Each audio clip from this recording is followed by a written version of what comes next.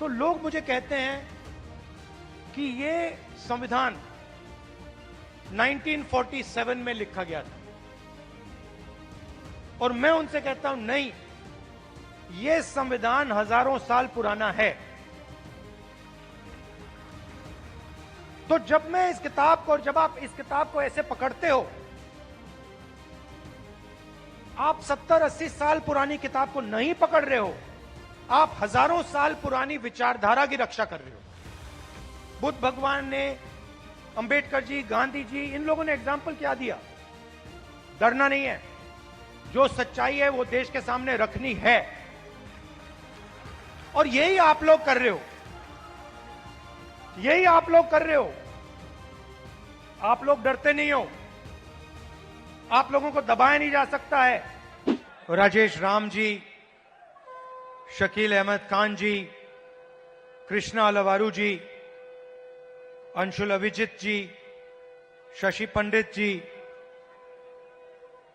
ओम प्रकाश महतो जी, बच्चू प्रसाद बीरू जी, doctor KP Singh ji, Mukhtar Ansari ji, doctor नसीब इकबाल कमाली जी, संजीव कुमार बिट्टू जी, ज्ञान रंजन जी, उषा जी, श्याम सुंदर ठाकुर जी, भागीरथ मांझी जी, अनिल जयहिंद जी, भाइयों और बहनों, आप सबका दिल से यहां बहुत बहुत स्वागत, नमस्कार।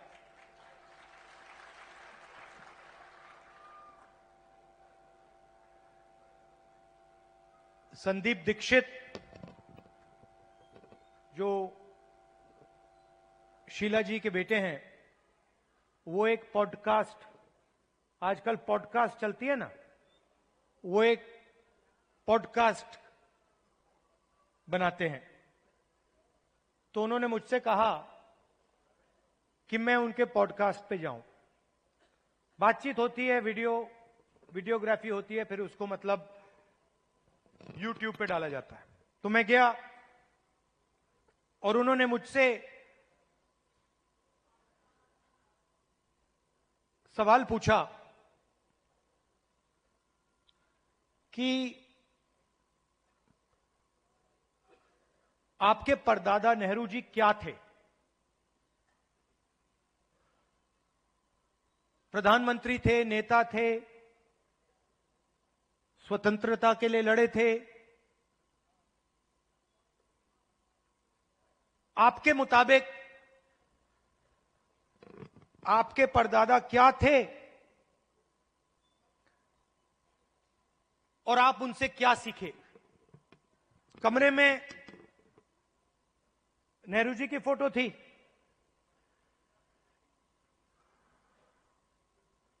एक तरफ गांधी जी की पेंटिंग थी, और मैंने सोचना शुरू किया कि मेरे जो परदादा नेहरू जी थे वो असलियत में क्या थे। और दोनों फोटो को मैं देख रहा था, और मेरे दिमाग में बात आई कि ये दोनों जो लोग थे, जवाहरलाल नेहरू और महात्मा गांधी, ये दोनों सच्चाई से मोहब्बत करते थे।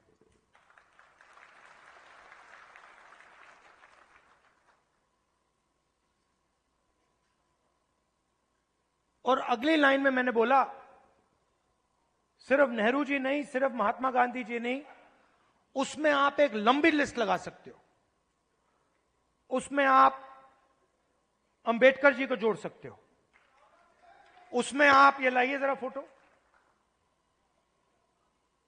उसमें आप इनको भी जोड़ सकते हो। और ये फोटो अभी मैंने देखी थी, मुझे बहुत अच्छी लगी। क्यों अच्छी लगी बताइए?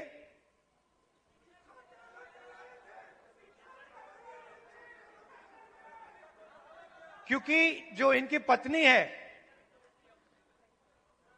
और इनके बीच में समानता है, रिस्पेक्ट है। ये देखकर ये पता लग रहा है कि रिस्पेक्ट है। तो ये सब लोग, और आप हजारों साल पहले शुरू कर सकते हैं।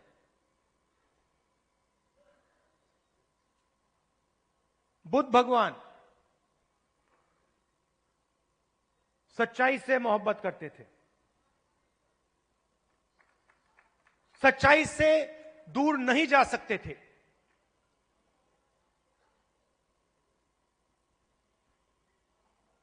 गुरु नानक, कबीर, बसवना, नारायण गुरु, लिस्ट है।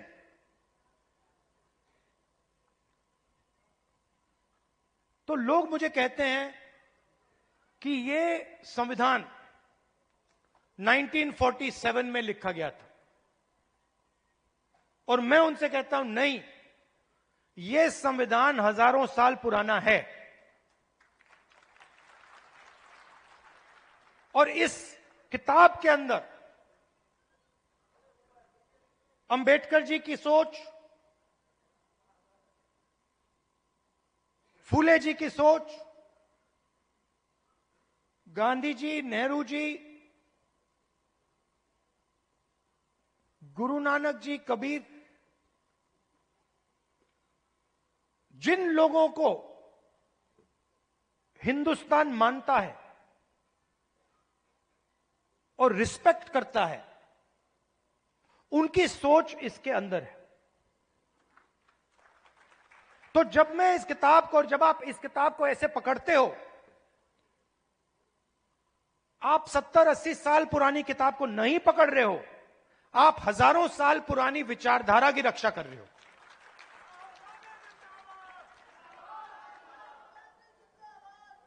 और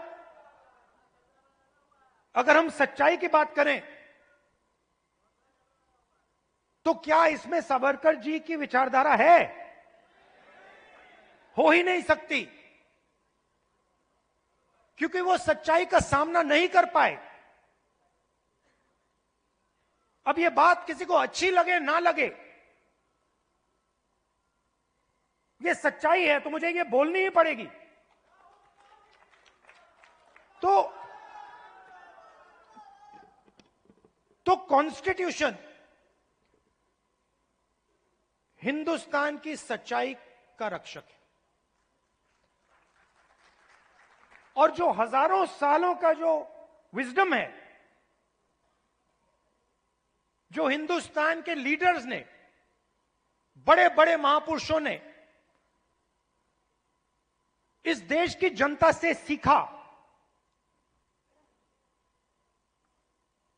वो इसके अंदर है।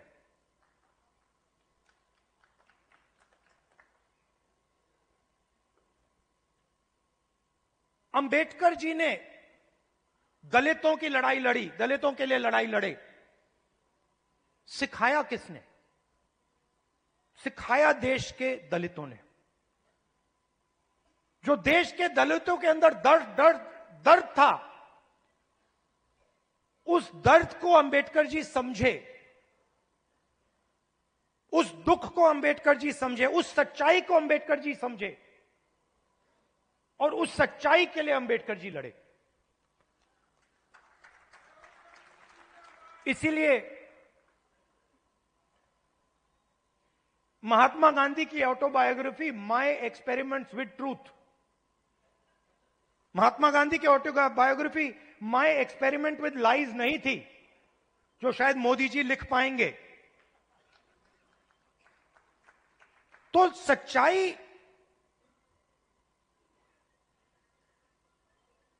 की ही लड़ाई चल रही है। और आजकल क्या हो रहा है, सच्चाई बोलना हिंदुस्तान में मुश्किल है, आसान नहीं। आप देख लीजिए, हमारी पॉलिटिक्स को देख लीजिए, पॉलिटिक्स को देख लीजिए, बड़े बड़े नेताओं को देख लीजिए, बोल नहीं पाते हैं, पूरा देश जानता है कि सच्चाई यह है, और बड़े से बड़े नेता चुप हो जाते हैं। यह पूरे देश को दिख रहा है। मगर एग्जाम्पल क्या दिया? बुद्ध भगवान ने, अंबेडकर जी, गांधी जी, इन लोगों ने एग्जाम्पल क्या दिया? डरना नहीं है, जो सच्चाई है वो देश के सामने रखनी है, और यही आप लोग कर रहे हो। यही आप लोग कर रहे हो। आप लोग डरते नहीं हो। आप लोगों को दबाया नहीं जा सकता है। आपके अंदर, खून के अंदर फूले जी, अंबेडकर जी, गांधी जी, ये सब आपके खून के अंदर हैं, और इनकी विचारधारा आपके खून के अंदर है, मेरे खून के अंदर है, और इसको कोई नहीं मिटाने जा रहा है। कोई मिटा ही नहीं सकता। मैं आपको आज 2-3 चीजें कहना चाहता हूं,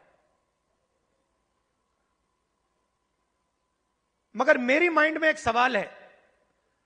तो सबसे पहले मैं आपसे सवाल पूछना चाहता हूं, देखना चाहता हूं,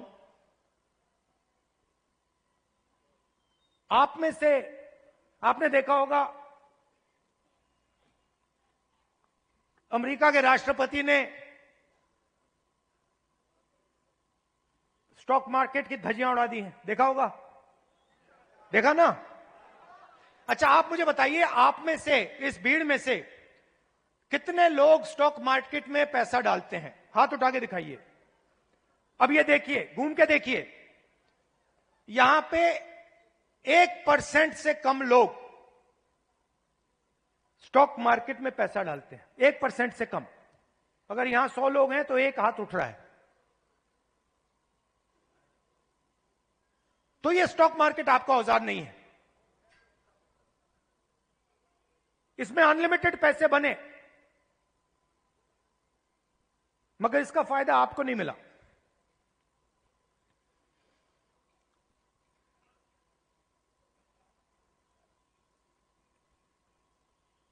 सीधी बात करूं, सीधा बोलूं, ठोक के, हमारे यहां पे केपी सिंह जी हैं।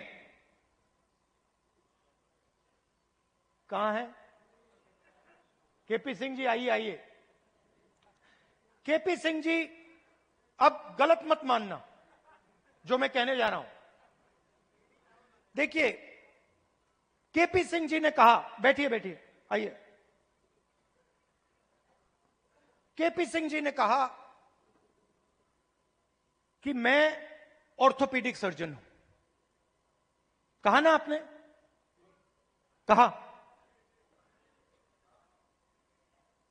कुछ दिन पहले पार्लियामेंट हाउस में डेलीगेशन आया, वहां पे ऐसे ही एक व्यक्ति ने मुझे कहा, मैं आईआईटी का प्रोफेसर हूं, और मैंने उससे यही कहा कि देखिए, मैं कुछ कहना चाहता हूं मगर शायद आपको अच्छा ना लगे, इजाजत है?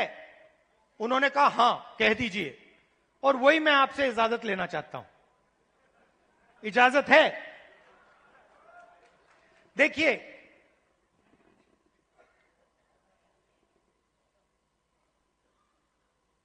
आप में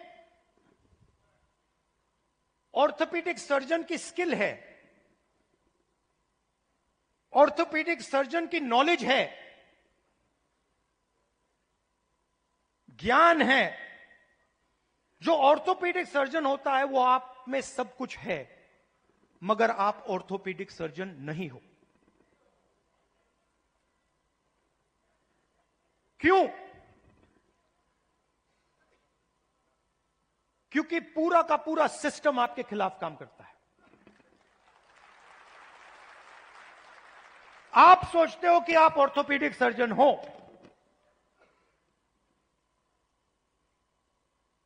मगर आप अस्पताल को कभी नहीं चला पाओगे। आपको चलाने नहीं दिया जाएगा, कभी नहीं चलाने दिया जाएगा। और अगर आप में क्षमता चलाने की हो तो आपको फाइनेंस नहीं मिलेगा, पैसा नहीं मिलेगा, बैंक लोन नहीं मिलेगा। और अगर आपने बैंक लोन ले लिया और आपने अस्पताल भी शुरू कर दिया, तब ब्यूरोक्रेसी आपको रोकने की कोशिश करेगी। तो आपके मन में लग रहा है आपको कि मैं ऑर्थोपीडिक सर्जन हूं, मगर ऑर्थोपीडिक सर्जन के सच्चे औजार आपके हाथ में नहीं है, आपके खिलाफ काम कर रहे हैं।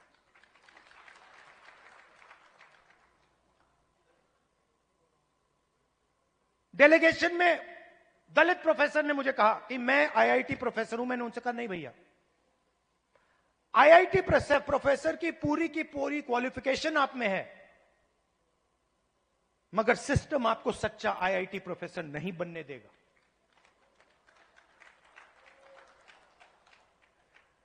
और यह सच्चाई आस्ते आस्ते आस्ते आस्ते मुझे बहुत गहराई से समझ आ गई है। इस देश में अगर आप दलित हो, पिछड़े वर्ग के हो, आदिवासी हो, माइनॉरिटी हो, और उसमें मैं महिला भी जोड़ सकता हूं, पिछड़ा बोला, ईबीसी हो, अति दलित हो, अगर आप अपर कास्ट के नहीं हो तो आप सेकंड क्लास सिटीजन हो। और मैं ये ऐसे नहीं बोल रहा हूं, मैं सोच समझ के बोल रहा हूं।